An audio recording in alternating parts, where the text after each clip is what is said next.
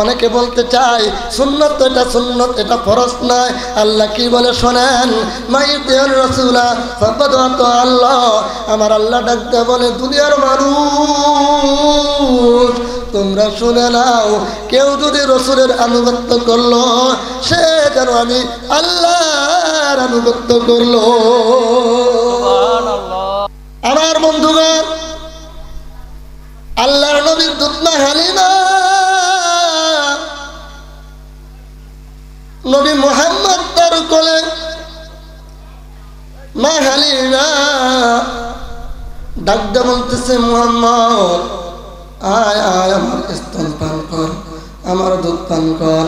ছোট বাচ্চা দুধ পান করে কি করে না? হালিমা ডান স্তন দিয়ে দিলেন, মুহাম্মদ পান করলেন। এরপরে বাম স্তনে হালিমা মুখ লাগায় দেয়, মুহাম্মদ মুখ সরিয়ে নেয়। আমার বন্ধুরে, এরপরে আবার মুহাম্মদকে মুখ লাগিয়ে দেয়, মুহাম্মদ আবারও মুখ সরিয়ে নেয়। এরপরে আবারও মুখ লাগিয়ে দেয়, মুহাম্মদ আবারও মুখ সরিয়ে নেয়। বারবার যখন মুখ সরিয়ে নেয়, হালিমা যখন মুখ চাপায় দেয়, মুহাম্মদ কেমন জানি হালিমার দিকে তাকায় আছে আর মনে মনে ইশারায় বোঝাতে চায়, মাগো মা আমাকে ডান স্তন দিয়েছেন, পান করেছি, বাম স্তন আমাকে দেন, এটা আমার হক না। ডান স্তন আমার হক, বাম স্তন আমার হক না, এটা আমার ভাই তার হক। জোরে কন্যা সুবহানাল্লাহ। নবী তখন খুব বড়, নবী যখন এই হকের কথা বললেন, নবী তখন খুব ছোট না খুব বড়? দুধের শিশু বাচ্চা মুহাম্মদ তখনই বুঝিয়ে দিছে যে দেখো হক কাকে বলে।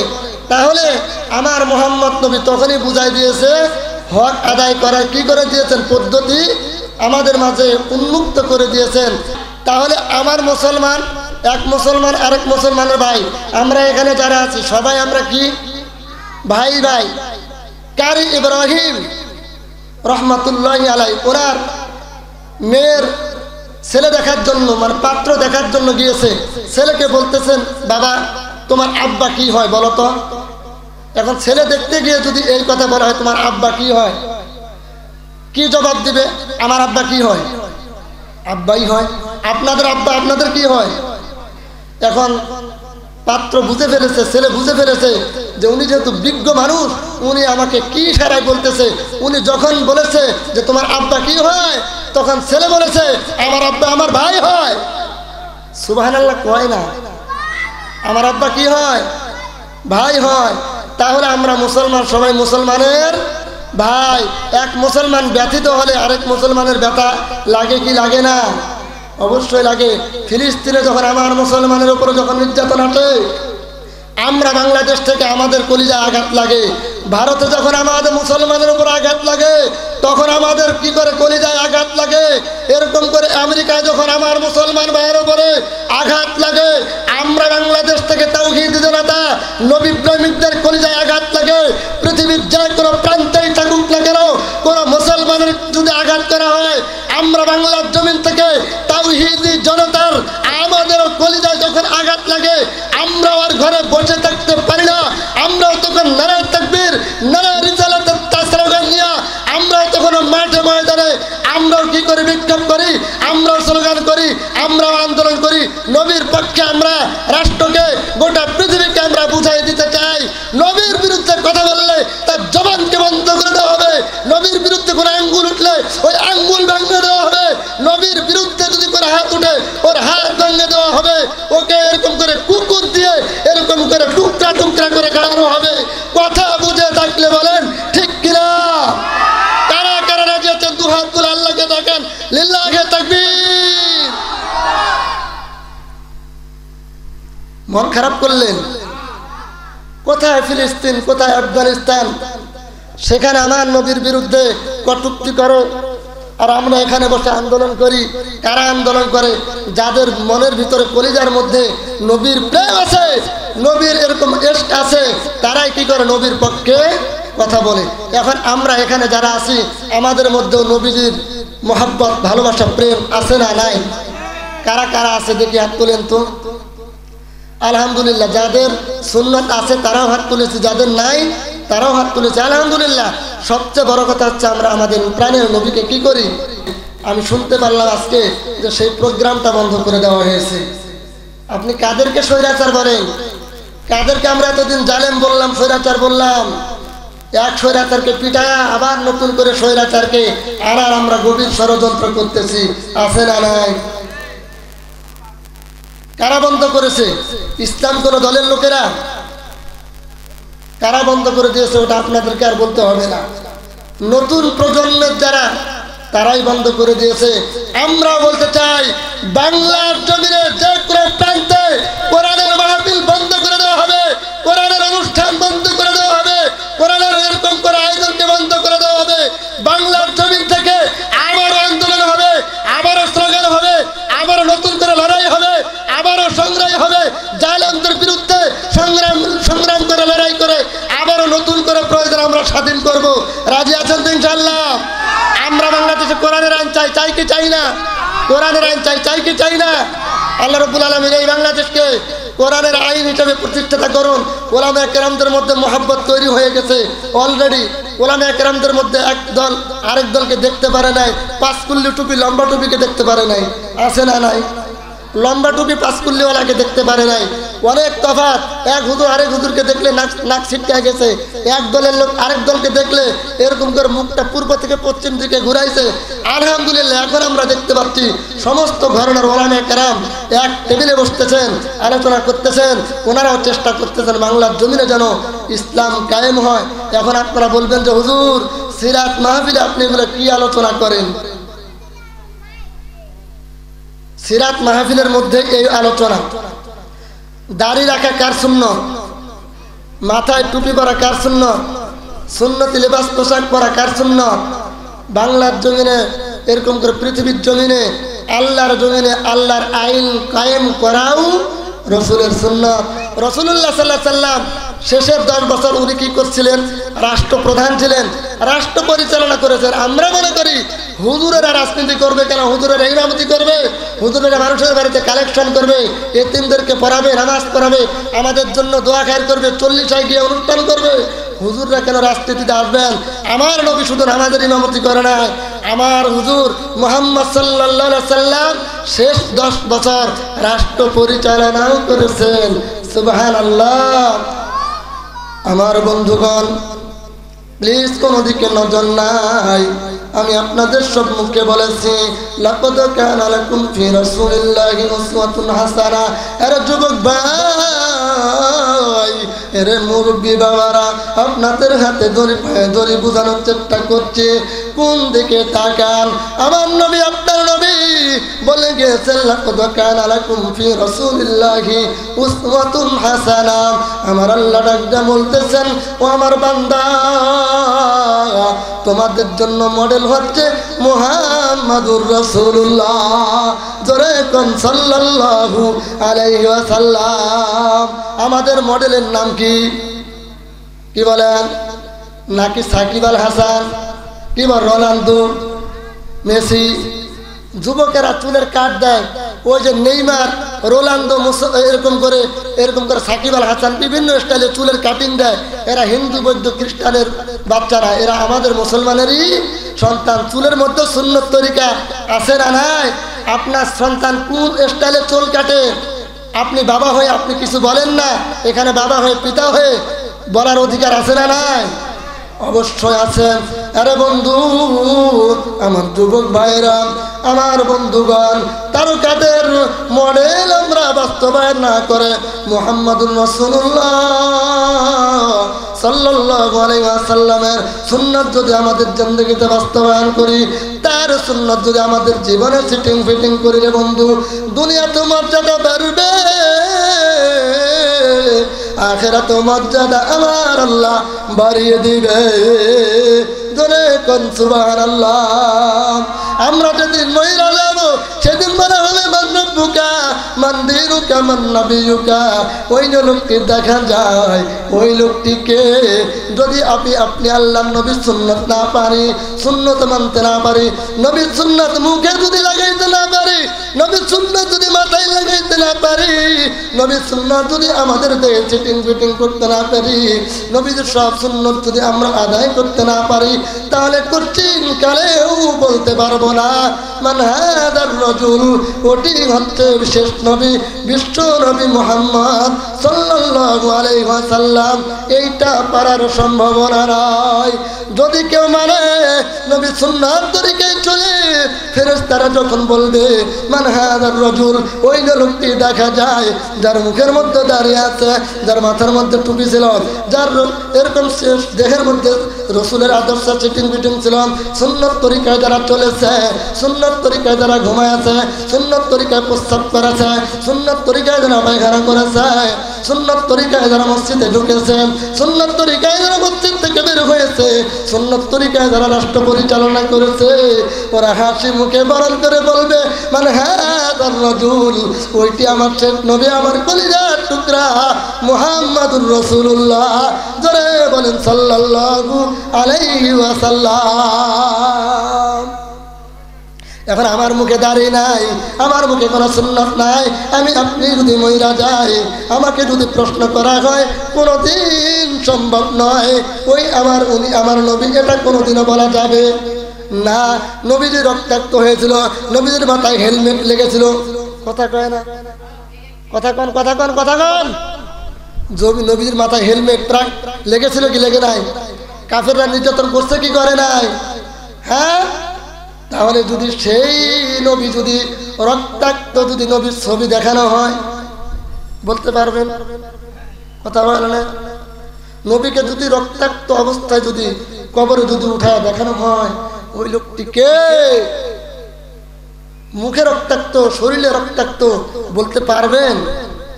যারা নবীর আশিক তারা অবশ্যই বলতে পারবে। এই জন্য ভাইরা আমি বলবো, নবীর আদর্শ দিয়ে আমাদের জিন্দগি চিটিং ফিটিং করা চাই, রাজি আছেন তো আমার বন্ধুগণ? এই জন্য আল্লাহ রাব্বুল আলামিন বলতেছেন তোমাদের জন্য উত্তম আখলাক মুহাম্মদুর রাসূলুল্লাহ সাল্লাল্লাহু আলাইহি ওয়াসাল্লামের মাঝে। শুধু তাই নয়, অনেকে বলতে চায় সুন্নত এটা সুন্নত, এটা ফরজ নয়। আল্লাহ কি বলে শোনেন, মাইতির রাসূলা ফাকাদ আতা আল্লাহ, আমার আল্লাহ ডাকতে বলে দুনিয়ার মানুষ তোমরা শুনে নাও, কেউ যদি রসুলের আনুগত্য করলো সে যেন আমি আল্লাহর আনুগত্য করলো। কেউ যদি নবীর আনুগত্য করে তাহলে কার আনুগত্য করলো? আল্লাহর আনুগত্য করলো। তাহলে রসুলকে ভালোবাসার দরকার আমাদের আছে না নাই? আমার বন্ধুগণ, ছোট্ট একটা ঘটনা বলতে চাই। হযরত তালহা রাদিয়াল্লাহু তাআলা আনহু মিট মিট করে কান্না করতেছে, গুনগুন করে কান্না করতেছেন। তার বাবা বারা রাদিয়াল্লাহু তাআলা আনহু দেখতেছেন কেন কেমন করে যেন তালহা কান্না করতেছে। বলতেছে বাবা তালহা, কেন তুমি কান্না করতেছো? কি তোমার হয়েছে বাবা, বলো না, বলো না। তালহা ডাকতে বললো, আমি আমার নবীর কথা চিন্তা করতেছি, যেই নবীজি সম্পর্কে আল্লাহ বলেছেন ওয়া ইন্নাকা লাআলা খুলুকিন আযীম, উত্তম চরিত্র নয় শ্রেষ্ঠ চরিত্র দিয়ে আমার নবীকে পাঠিয়েছেন। ওই নবীকে তায়েফের কাফেররা দোকান মেরেছে। আমি ওই কথাগুলো যখন আমার মনে পড়ে, ওই দৃশ্যগুলো যখন আমার মনে পড়ে, আমি তালহার চোখে পানি আর বন্ধ রাখা যায় না। এই জন্য আমি কাঁদি।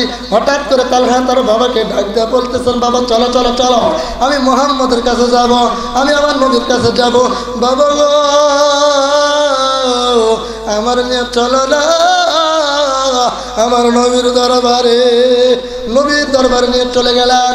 এরকম করে আলোচনা হলো, সবাই চলে আসতেন। তালহা কেমন যেন নবীর দিকে মিটমিট করে তাকায়, কেমন কেমন কেমন করে যেন তাকায়। মুহাম্মদ পয়গম্বর দেখে ফেলেছেন। তালহাকে ডাক দিয়ে বললেন, বাবা তালহা, কেমন করে যেন তুমি আমার দিকে তাকিয়ে আছো, কি হয়েছে, কিছু নাকি বলতে চাও? ছোট্ট বালক 12 বছরের তালহা মুহাম্মদকে ডাক দিয়ে বলতেছেন, নবী গো, আমি আপনার দিকে তাকায় আছি কেন জানেননি? আমি তালহা, আপনি নবীকে আমি ভালোবাসি। সুবহানাল্লাহ পরে বললেন আরো ধরে কোন সুবহানাল্লাহ। একবার যায় নবী মুস্কি মুস্কি হাসতেছেন। তালহা বলতেছেন নবী মোহাম্মদ আপনি মনে হয় বিশ্বাস করেন নাই, সত্যি সত্যি আমি আপনাকে ভালোবাসি। যদি বিশ্বাস না হয় কি করলে বিশ্বাস করবেন? আমি তালহা তাই করব। যদি বিশ্বাস না হয় আপনি পরীক্ষা করতে পারেন। কয় ওটি তোমার কি হয়?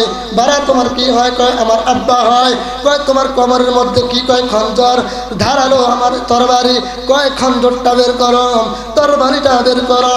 এই তালহা ওই খঞ্জর দিয়ে আমি মোহাম্মদ অনুমতি দিলাম, সত্যি যদি তুমি আমাকে ভালোবাসো তাহলে তোমার পিতাকে তুমি হত্যা করো। মনটা একটু নরম করে দেন। আরে বন্ধু বারা রাদিয়াল্লাহু তাআলা আনহুর কথা বলছেন তালহাকে, তোমার আব্বাকে তুমি হত্যা করতে পারবে? তালহা ডাকতে বলল নবী গো, আপনাকে আমি ভালোবাসতে গিয়ে আমার বাবাকেও যদি হত্যা করতে হয় আমি এক সেকেন্ড দ্বিধা করব না। অমনি তরবারি লয়ে খঞ্জর লয়ে দৌড়াতে লাগলেন বাবার দিকে। দৌড়াতে যখন শুরু করলেন মুহাম্মদ নবী বুঝতে পারলেন আমার এটা আসছে প্রকৃত আমার আসছে ভালোবাসার মানুষ, সত্যি তার আত্মাকে হত্যা করবে, মেরে ফেলবে।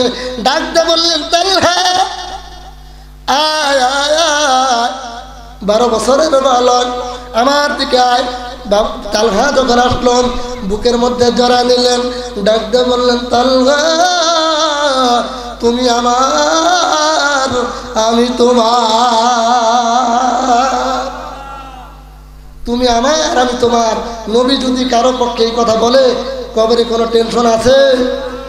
তালহা তুমি আমার আমি তোমার, আমার বুকে আসো, তোমাকে আমি শুধু পরীক্ষা করার জন্য বলেছি।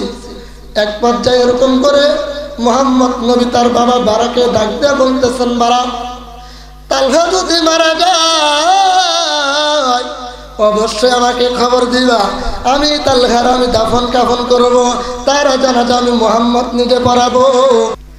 এইভাবে যখন নবী আমার ডাক দিয়ে বলতেছেন আরে বারা তোমার সন্তান তালহা যখন মারা যাবে আমি মুহাম্মদকে খবর দিবা, আমি জানাজা দাফন কাফন করব। তাহলে বোঝা গেল তালহার বেশি দিন, কথা কয় না, বুঝতে পেরেছে বালক তালহা বেশি দিন দুনিয়াতে আর বাঁচবে না। তাই ঘটনা ঘটে গেল কয়েকদিনের মাথায় তালহা মারা গেল। হঠাৎ করে নবীর কাছে সংবাদ আসলো নবী গো আপনার তালহা ইন্তেকাল করেছেন। কয় চলো চলো তাহলে জানাজায় যাব, আমি দাফন কাফন করব, আমি জানাজা পড়াবো, আমি নিজের হাতে মাটি দেব, আমি মুহাম্মদ নিজে দোয়া করব। সাহাবী অন্য সাহাবী ডাক দিয়ে বলতেছেন নবী গো আপনি যার জানাজা পড়াবেন তার তালহার জানাজা আগেই হয়ে গেছে। কয় কেন তার জানাজা আগেই কেন হলো? আমি তো তার জানাজা পড়ানোর কথা, আমার কাছে সংবাদ আসার কথা। দৌড়ে গেলেন বারার কাছে। বারা রাদিয়াল্লাহু তাআলা আনহুকে ডাক দিয়ে বললেন এই বারা তালহা যদি মারা যায় আমি বলেছিলাম জানাজা দাফন কাফন আমি করব, আমাকে কেন সংবাদ দেওয়া হয় নাই? আমাকে কেন বলা হয় নাই? বারা রাদিয়াল্লাহু তাআলা আনহু ডাক দিয়ে বলেছেন লম্বা ঘটনা সংক্ষেপ করে দিচ্ছে, এই জন্য আমি বলি নাই। আমার সন্তান তালহা যখন মৃত্যুর শয্যায় আমাকে বলেছে বাবা আমি যদি দিনের বেলায় মারা যাই আমার নবীকে সংবাদ দিবেন, আর যদি রাতের বেলায় মারা যায় তাহলে নবীকে সংবাদ দিয়েন না। তালহা ডাক দিয়ে বারা রাদিয়াল্লাহু তাআলা আনহু ডাক দিয়ে বলতেছেন কেন কেন এই কথা কেন বলছো? কই রাতের বেলায় যদি আমার নবী আমার জানাজার জন্য আসে তাহলে কাফেররা নির্যাতন করবে, ধার এরকম করে পাকড়াও করবে। হাই রে নবীর প্রেম, একেই বলে নবীর আশিক। কথা বলেন ঠিক কিনা? এই জন্য আমার সন্তান তালহা বলেছেন দিনের বেলায় যদি আমি মারা যাই নবীকে খবর দেবেন, রাতের বেলায় যদি আমি মারা যাই নবীকে আসতে বলবেন না, খবর দিবেন না। আমার নবী তার জন্য দোয়া করলেন। আজকে আমরা এখানে যারা বসে আছি ও দিনাজপুরের ভাইয়েরা, ও দিনাজপুরের বাপ ভাইরা, এখান থেকেও যদি আমরা রসুলের আশিক হতে পারি, রসুলকে যদি এখান থেকেও ভালোবাসতে পারি, রসুলের আদর্শে যদি আমরা আদর্শিত হতে পারি, রসুলের সুন্নাহ যদি আমরা আমাদের জীবনে সিটিং ফিটিং করতে পারি, আমাদের দেহের মধ্যে সিটিং ফিটিং করতে পারি, তাহলে কিয়ামতের ময়দানে, কাল হাশরের ময়দানে, পরকালে, কবরে আমার নবী আমার পক্ষে শাফায়াত করবেন। কথা বলেন ঠিক কিনা? আল্লাহ রাব্বুল আলামিন আমাদের সকলকে নবীজির প্রিয় আশিক হয়ে, ভালোবাসার প্রিয় মানুষে পূর্ণাঙ্গ ঈমান নিয়ে কবরে যাওয়ার তৌফিক দান করেন।